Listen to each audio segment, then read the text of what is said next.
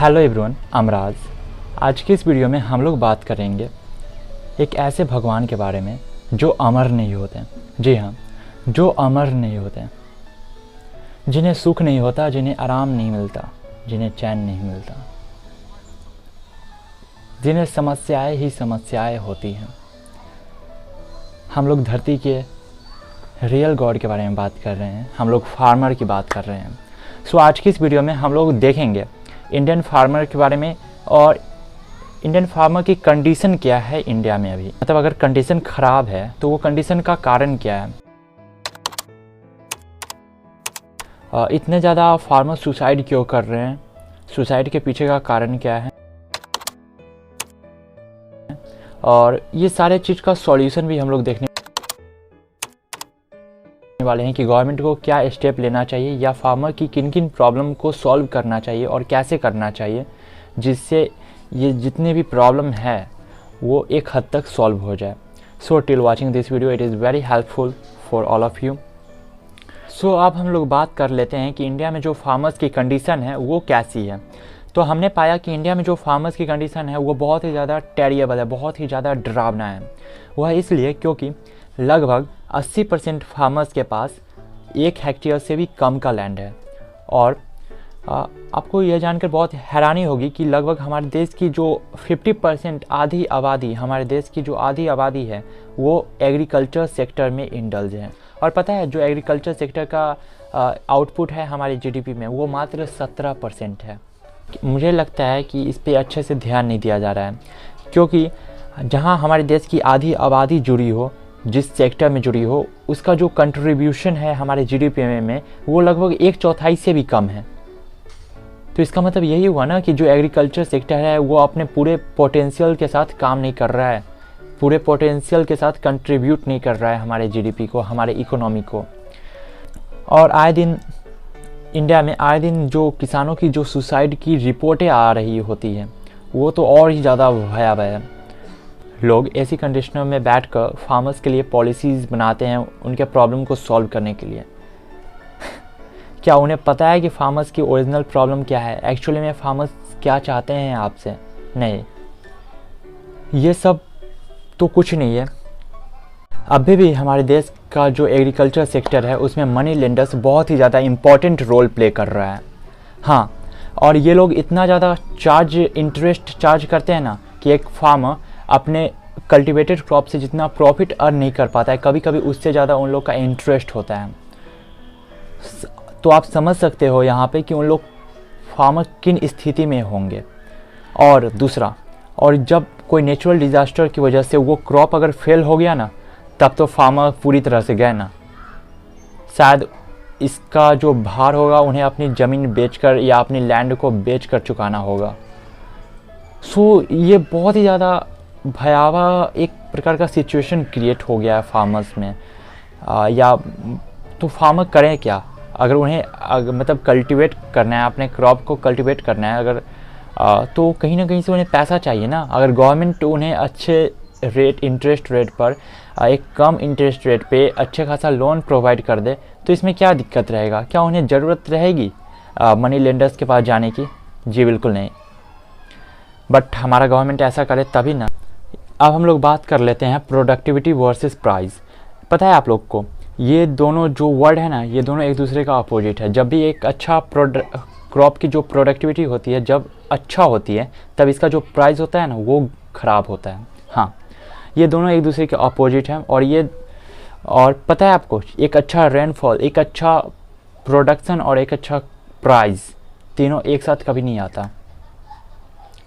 इसलिए जो फार्मिंग में या तो हमेशा प्रॉफिट होता है या लॉस। एक और फैक्ट बताऊं आप लोग को, कोई भी इंडियन फार्मर्स ना नहीं चाहते ना कि उनके मतलब जो उनका बाल बच्चा है वो एग्रीकल्चर में जाए, क्योंकि उन्हें पता है कि एग्रीकल्चर में क्या क्या डिफ़िकल्टीज़ होती है। इसलिए हम लोग पिछले जो 1-2 डिकेड से देख रहे हैं इतना ज़्यादा माइग्रेशन हो रहा है रूरल से अर्बन की तरफ, अर्बन एरिया की तरफ, मतलब गाँव से शहर की तरफ। ये इसी सब का परिणाम है। ये वह देश है ना जहाँ पे अगर प्याज 100 रुपये केजी हो जाए ना तो जो अर्बन कंज्यूमर्स हो मीडिया का बहुत अच्छा फ़ायदा उठाते हैं। मीडिया में एकदम टॉप पे न्यूज़ ला देते हैं, प्याज 100 रुपये 100 रुपये 100 रुपये। लेकिन क्या आप कभी वो न्यूज़ सुने हो जब प्याज 0 रुपये, मतलब प्याज 2 रुपये 10 रुपये केजी बिकता है, प्याज या टमाटर 2 रुपये 10 रुपये केजी बिकता है, उस समय नो न्यूज़। अजीब बात है ना, जब हम पर आती है तो, और जब दूसरों पे आती है तो हम समझ नहीं पाते हैं। तो ये सब का कुछ सॉल्यूशन निकालना पड़ेगा ना। और ये सब जो कारण है ना, जब फार्मर बेचते हैं तो 5 रुपये 10 रुपये केजी रहता है और अचानक से 100 रुपये कैसे हो जाता है, इसमें कुछ एक अलग ही कॉन्सेप्ट है। यहाँ पे मिडिल मैन काम करते हैं। मिडिल मैन मतलब ये वो लोग होते हैं ना जो फार्मर्स की ब्लड से कमाई करते हैं, हाँ, जो फार्मर के खून से कमाते हैं।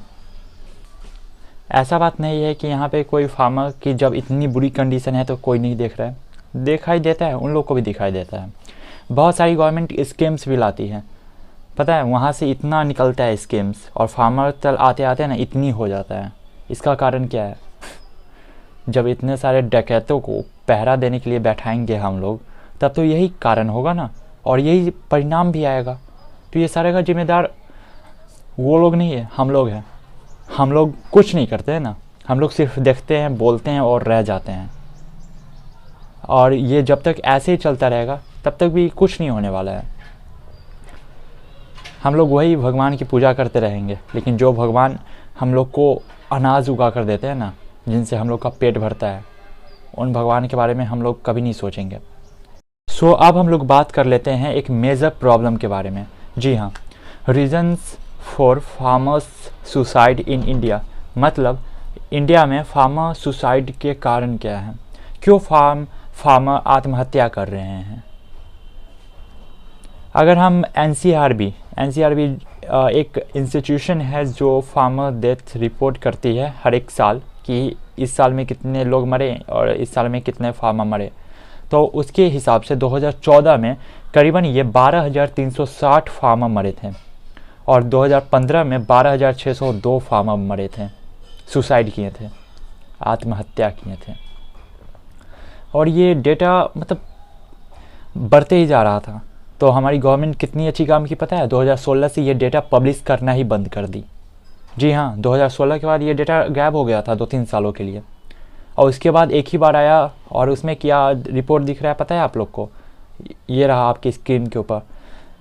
2-3 साल पहले फार्मर सुसाइड रेट हमारी कंट्री में इतना था, मतलब 12,000, 13,000, 14,000 थी, और ये भी तो सरकारी आंकड़ा है ना, तो रियल आंकड़ा क्या होगा वो आप लोग को भी पता है।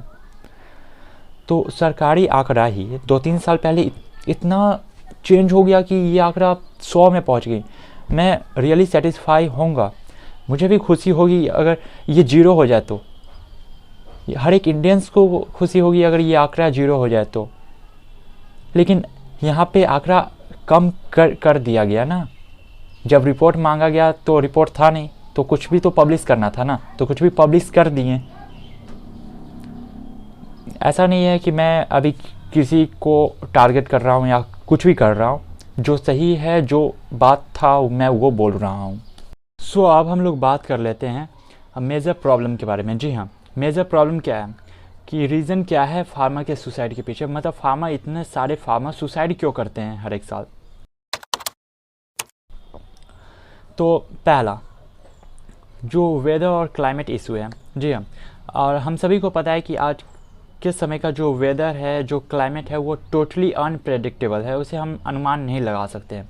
इसलिए क्या होता है, जब फार्मर जब भी कोई फसल बोते हैं तो उन्हें कुछ आंकड़ा चाहिए होता है कि कब क्या क्या होने वाला है, और वो आंकड़ा उनके सामने जो आता है उसके हिसाब से सारा कुछ नहीं होता है, क्योंकि जब उन्हें सबसे ज़्यादा बारिश की ज़रूरत होती है तब उतना बारिश ही नहीं होता है।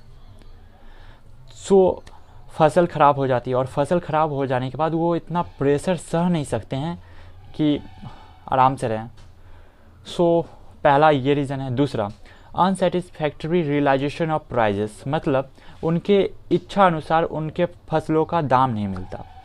यकीनन हमारे देश में इसके लिए कानून बनाई गई है एमएसपी, लेकिन एमएसपी कितने किसानों की मदद करती है ये भी हमें पता होना चाहिए। एमएसपी लगभग अगर हमारे देश में 100% किसान है ना, तो उनमें से 10% किसान ही MSP पे अपना किसी भी चीज़ को बेचते हैं, और उसके बाकी का क्या होता होगा? 90% किसानों ऐसे ही बिक जाता होगा, अच्छे रेट में बिकता होगा। हाँ, वो लोग बिचौलियों से या बिजनेस कॉरपोरेशन से औने पौने भाव में बेचते होंगे। सो ये सब तो एक रीज़न है ना। और अब तीसरा, जो क्वालिटी है सीड्स की, पेस्टिसाइड्स की, इंसेक्टिसाइड्स की, ये सब अच्छे क्वालिटी में फार्मर्स को नहीं मिलते हैं। जी हाँ, ये सब अच्छे क्वालिटी में फार्मर्स को नहीं मिल पाते हैं, जिनके कारण अच्छे फसल नहीं हो पाते हैं। और अगर अच्छे फसल नहीं हुए तो अच्छे दाम पे कैसे बिकेंगे?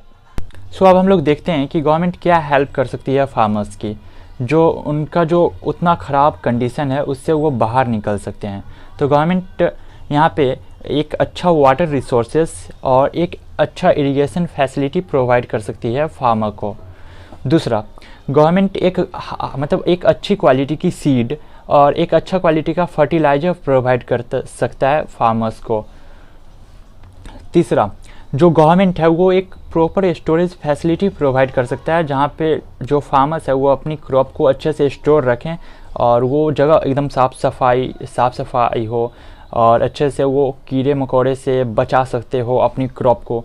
तो एक ऐसा स्पेस गवर्नमेंट प्रोवाइड कर सकता है फार्मर को। गवर्नमेंट को फाइनेंस करना चाहिए एग्रीकल्चर सेक्टर को, जिससे किसान लोग को मनी लेंडर्स और जो और कहीं से प्राइवेट फाइनेंसर्स के पास न जाना पड़े लोन लेने के लिए। गवर्नमेंट अगर एक अच्छा रीज़नेबल रेट पर लोन प्रोवाइड करे तो वो फार्मर्स के लिए बहुत ही ज़्यादा हेल्पफुल रहेगा। और उसके बाद गवर्नमेंट उनके ट्रांसपोर्ट फैसिलिटी को भी देखें। ट्रांसपोर्ट फैसिलिटी मतलब गवर्नमेंट ये इंश्योर करे कि जो ट्रांसपोर्ट फैसिलिटी है वो हर एक फार्मर को प्रोवाइड किया जाए, उसके क्रॉप को वहाँ से लेकर मार्केट तक पहुँचाने में और वहाँ मार्केट में उसको सेफली रखने का। क्योंकि ट्रांसपोर्टेशन में भी फार्मर की बहुत सारी क्रॉप जो होती है, मतलब बहुत सारी जो फसलें होती है वो ख़राब हो जाती है। और कभी कभी तो जो ट्रांसपोर्टेशन अगर कहीं कहीं अच्छी नहीं रहती है, जिसकी वजह से फार्मर को बहुत ही कठिनाइयों का सामना करना पड़ता है। सही समय पे वो अपनी क्रॉप को मंडी तक नहीं ले जा सकते हैं, जिसके कारण उन्हें बहुत भारी नुकसान सहना पड़ता है। और लास्ट में मैं बोलूँ तो गवर्नमेंट को एक प्रॉपर प्राइस फार्मर को इंश्योर करना चाहिए कि हाँ, ये क्रॉप के लिए आपको इतना प्राइस मिलेगा ही मिलेगा। जी हाँ, MSP में था लेकिन अभी वो भी नहीं है, उसका भी गारंटी नहीं है कि वो इस जो नया फार्म एक्ट आया है उसमें रहेगा या नहीं रहेगा। तो गवर्नमेंट को ये इंश्योर रखना चाहिए कि जो फार्मर का जो प्रोडक्शन कॉस्ट है उसको और उसमें कुछ प्रॉफिट या कुछ उनका जो मेहनत का फल था उसको जोड़कर हर एक क्रॉप पे उनको प्रोवाइड किया जाए। ये बहुत ही ज़्यादा हेल्पफुल रहेगा हर एक फार्मर के लिए। So thank you. और मैं चाहूँगा कि आप लोग इस वीडियो को जितना ज़्यादा से ज़्यादा हो सके उतना शेयर कीजिए।